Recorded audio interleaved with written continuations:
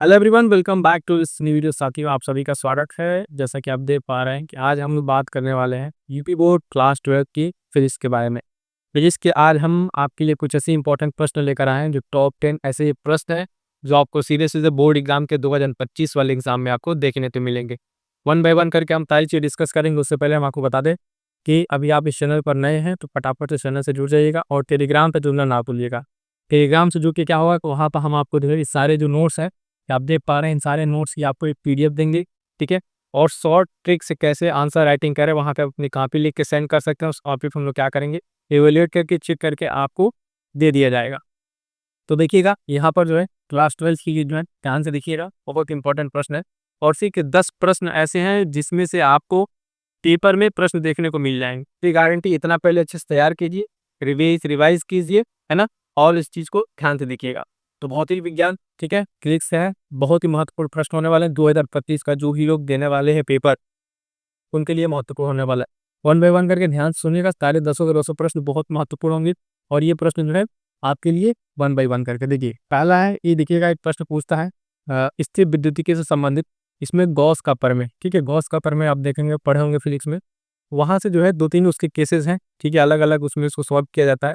लेकिन सिंपल सा पहले अगर आपको स्टैटिक प्रश्न पूछता है यहाँ से, तो ध्यान दीजिएगा, इससे विद्युत का जो है गॉस प्रमेय जो है वो आपसे पूछेगा। 3 नंबर में पूछ सकता है, तो आपके इसके साथ साथ कोई एक इसका केस आपको एनालाइज करने के लिए देगा, ठीक है, उसको डिराइव करने के लिए। क्या फिर सिंपल से अगर 2 नंबर में पूछे, सीधा सीधा इसका डेफिनेशन के साथ साथ आपको उसका चीज वो पूछ लेगा, ठीक है। दूसरा प्रश्न क्या है, ध्यान दीजिएगा, तो समानांतर प्लेटों से संबंधित है।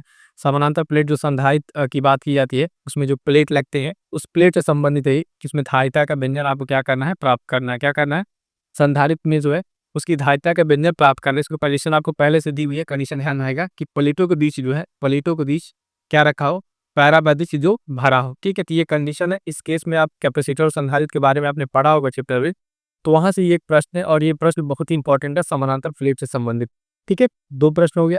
तीसरा प्रश्न देखिएगा, तीसरा प्रश्न कह रहा है प्रकाश के विवर्तन से आप क्या समझते हैं, है ना। ये पहला इस पे प्रश्न का पार्ट है कि प्रकाश के विवर्तन से आप क्या समझते हैं। प्रकाश से संबंधित जो भी घटनाएं हैं, है ना, वो आप अपने चैप्टर में पढ़ होंगे। उसकी जो भी अन्य क्या कहते हैं इंस्ट्रूमेंटल चीजें, वो भी आप पढ़े होंगे। इसमें केस है इसका, ठीक है।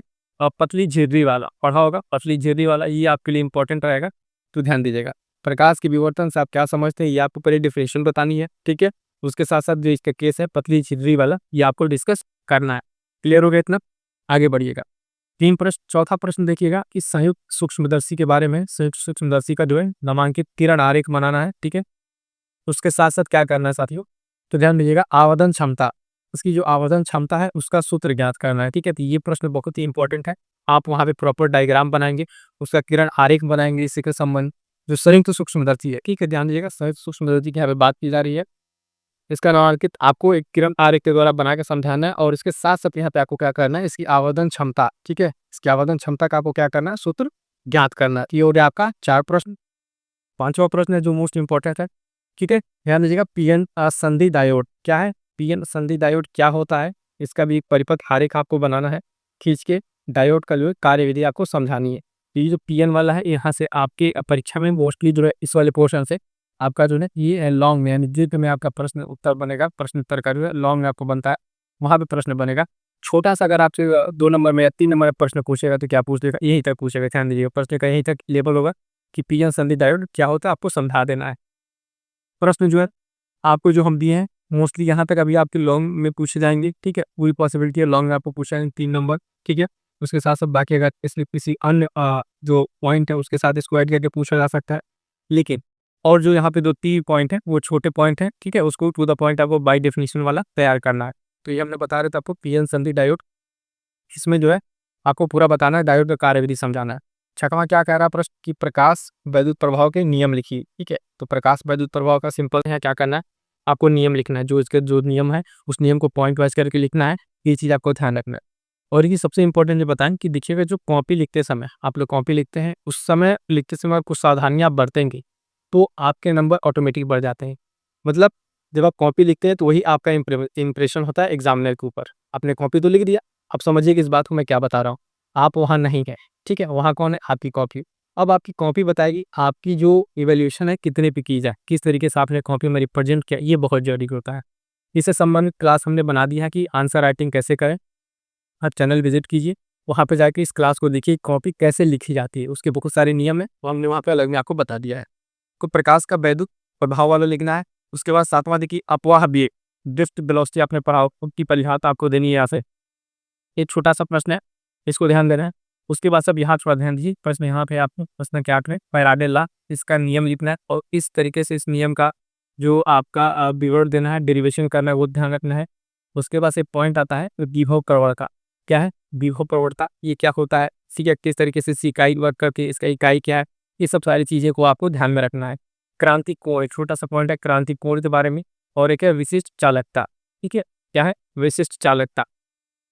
तो क्यों सारे पॉइंट्स के मैंने बता दिए। आप कहने के लिए यहाँ पे 10 प्रश्न है। अब इसमें क्या करना है, जहाँ-जहाँ पे अगर आपका उसको पढ़ते समय अगर आपके वहाँ से क्या आ रही इकाई बात यूनिट की बात आती है, ठीक है? यूनिट आप अलग से ध्यान रखेंगे, ठीक है? उसके साथ-साथ इसके जो फ़ॉर्मूला है, ठीक है?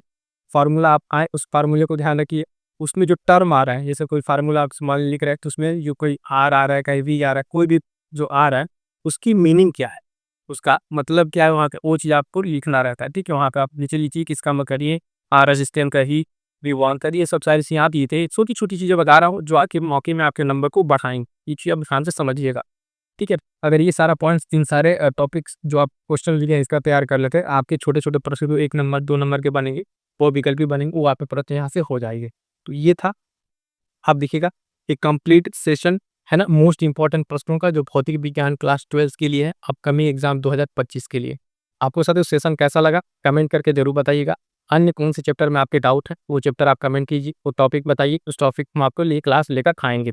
ठीक है, अपने सभी साथी के साथ इसको शेयर कीजिएगा और वीडियो को लाइक कर दीजिएगा और बाकी चैनल को सब्सक्राइब कर दीजिएगा। ठीक है, मिलेंगे किस नेक्स्ट वीडियो में, तब तक के लिए थैंक यू सो मच।